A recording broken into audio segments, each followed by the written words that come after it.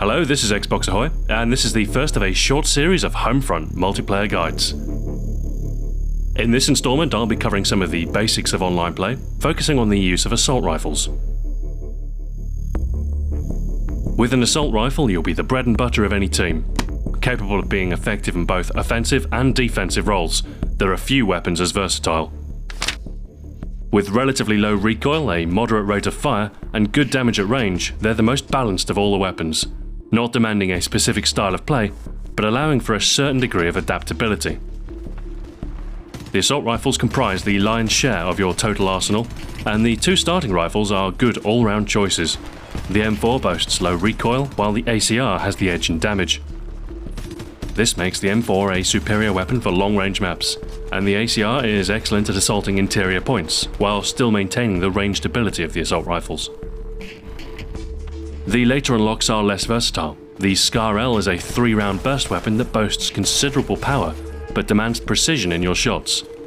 And the M16, a semi-automatic high-damage weapon that suits a similarly accurate, long-range style of engagement. The two later unlocks are the T3 AK rifle with high damage and recoil with a slower fire rate, and the XM10, a high fire rate weapon blurring the boundaries between the assault rifles and SMGs. When spawning, your insertion onto the battlefield gives you a valuable insight to your enemy's position. Your viewpoint will zoom down from the sky, with the red names indicating enemy threats. This is a useful guard against enemies close to your spawn location. Take careful note of any enemy close to where you spawn, and use your knowledge of their position to your advantage before they can do too much damage. One thing to note is that you can spawn into the gunner seat of a teammate's vehicle if a slot is open. This is usually a good choice, as a vehicle without a gunner isn't operating at its potential, and being able to spawn in the thick of it is a great way to keep in the fight. Of course, it's entirely possible to spawn into a vehicle about to meet its doom, so there is an element of risk involved, but the benefits outweigh this risk. The large maps of Homefront means that combat can occur across a wide spectrum of ranges, and the distance from your target dictates the way you should be firing your weapon. Aim time and recoil are both factors here. At long ranges, the recoil of your weapon will mean automatic fire is ineffective. Tapping the trigger will permit the recoil to reset, and allow you to get another accurate shot. At middle range, when your target is clearly visible, fully automatic fire is the most effective. As long as you aim for center mass, the majority of your shots should find their target, putting them down more rapidly.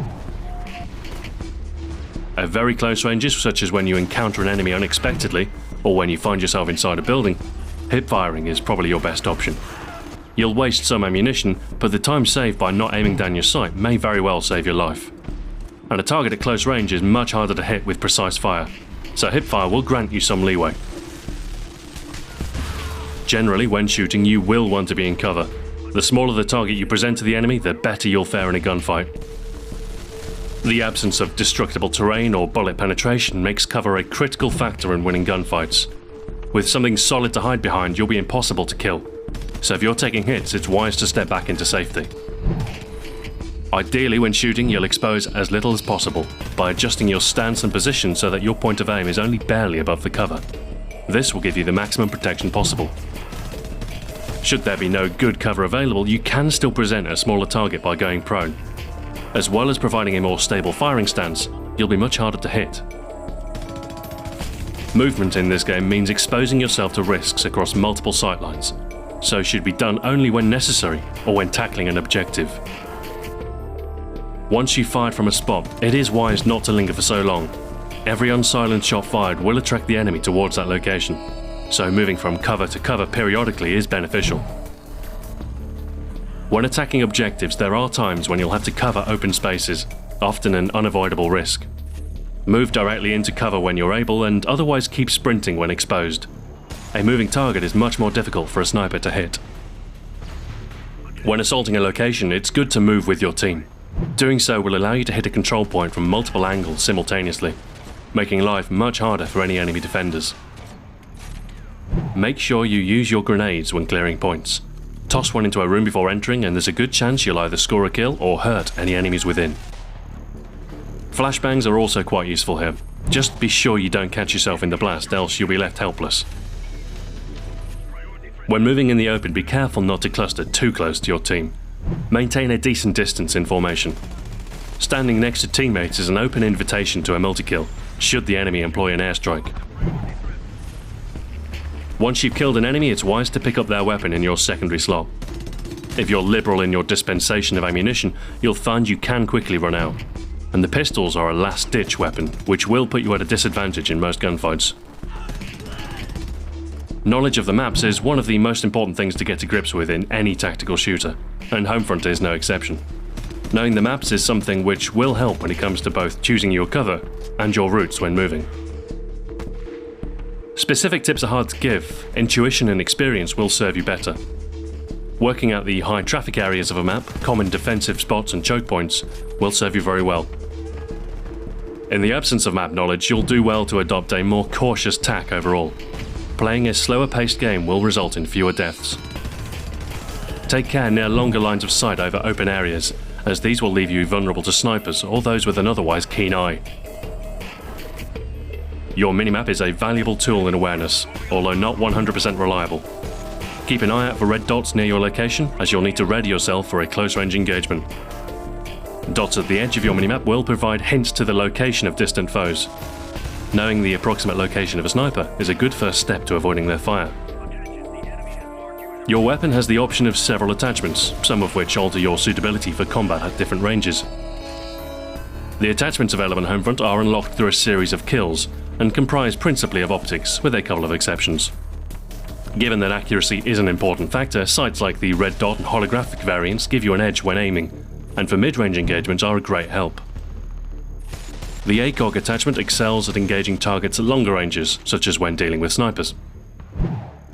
If you prefer to get closer to the enemy, such as when capturing points or otherwise playing aggressively, the suppressor is probably the best choice.